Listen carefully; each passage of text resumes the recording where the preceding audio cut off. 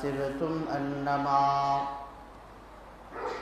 خلقناكم عبثا وأنكم إلينا لا ترجعون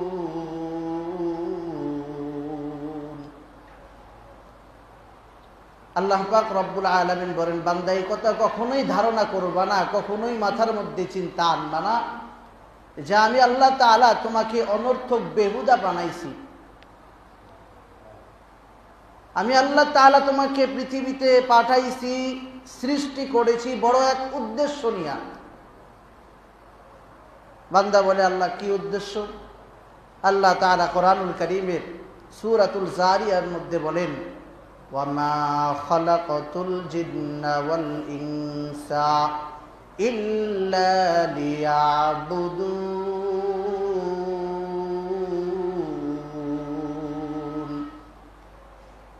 আমি আল্লাহ তাআলা জিন জাতিকে, মানব জাতিকে আমি আল্লাহ রাব্বুল আলামিনের ইবাদত করার জন্য শুধু বানাই।